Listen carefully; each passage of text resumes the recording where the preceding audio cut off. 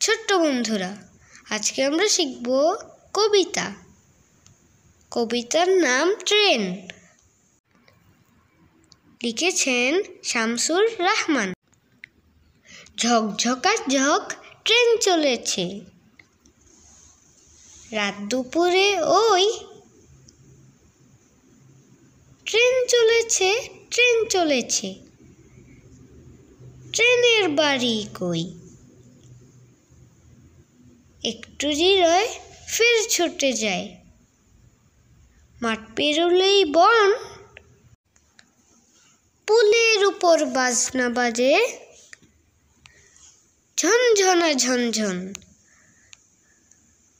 দেশ বিদেশে বেড়ায় ঘুরে, নেই কো ঘোরার শেষ, ইচ্ছে হলেই বাজায় বাঁশি, দিন কেটে যায় বেশ।